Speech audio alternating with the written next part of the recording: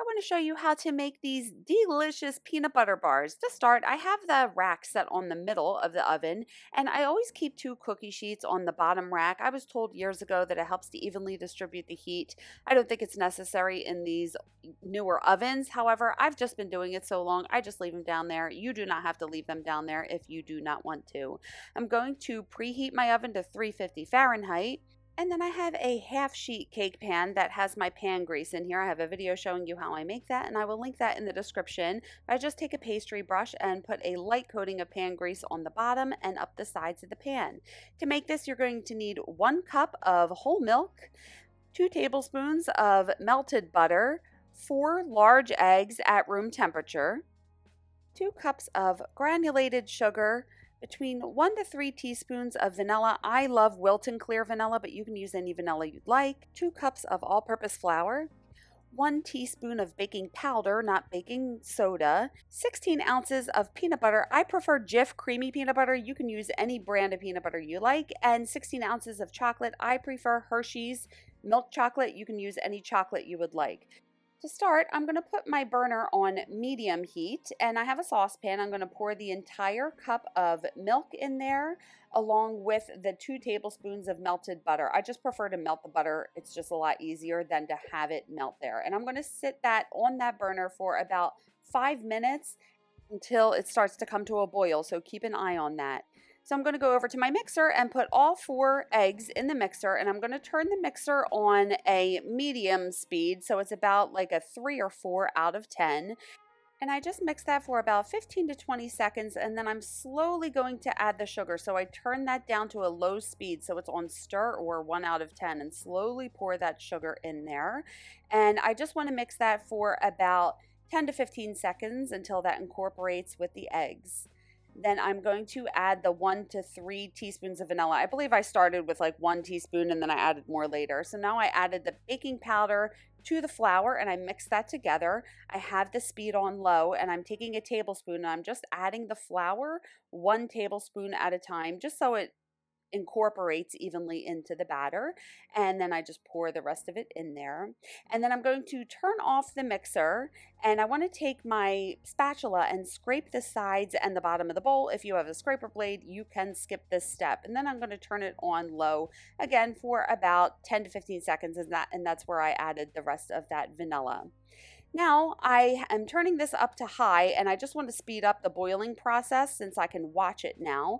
And I wet these towel strips under the water and I just squeezed out the excess, and I have them held together with binder clips, and those are metal binder clips, not plastic, so they will not melt in the oven, and it's just going to keep the edges of my pan cool.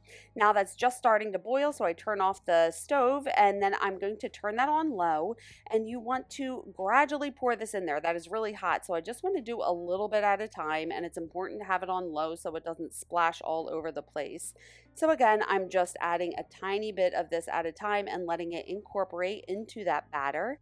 And I just sped up the video while I added this. I did not turn my mixer on high. It's still on low. I just wanted to show you me adding the rest of that milk to that. And I let it stir for about 15 to 20 seconds.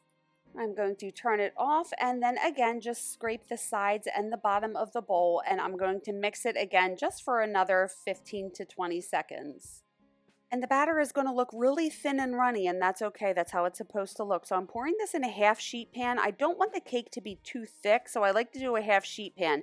If you're doing a quarter sheet, you want to use half of the batter in it. And then I am going to put this in the oven and bake it. And I'm going to test it after 20 minutes just to see how it is.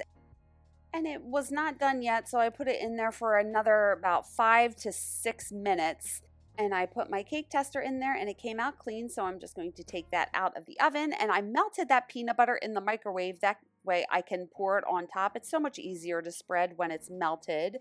So I want to make sure I get all of that peanut butter out of there, and then take a spatula and I'm spreading it all the way to the edges. So I want to cover all of the cake with the peanut butter.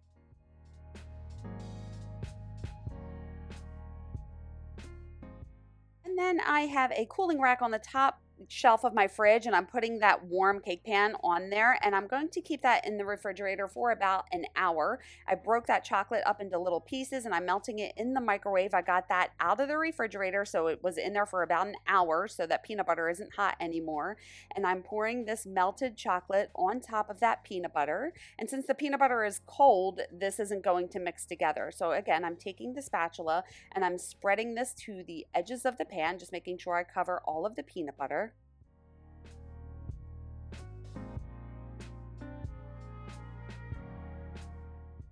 And then I want to put this back in the refrigerator for about 10 to 15 minutes, just so the chocolate starts to set.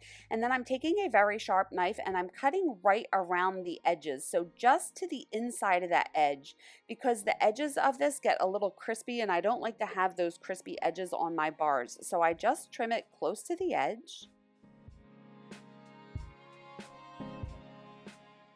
And then I am cutting this in half, and I keep running my knife under hot water to clean it off so I get clean cuts. And then on the left side, I cut it in half. On the right side, I cut it in half again. And then I'm cutting all of these sections in half. So you need to cut this when the chocolate is still a little soft. That way the chocolate won't crack when you are cutting it and serving it. So I like to pre-cut. So again, I turned it and then I'm cutting down the middle. I rinse the knife and then I'm cutting two slices on the right and two slices on the left. They're not all perfectly even, but I get a lot of pretty even squares by doing it this way. And then I'm going to set that back in the refrigerator for about a half hour to an hour for that chocolate to set. Now I am just taking a knife and going through all of those cuts again just to make sure I have them all cut and separated, and make sure you get all the way to the edges as well.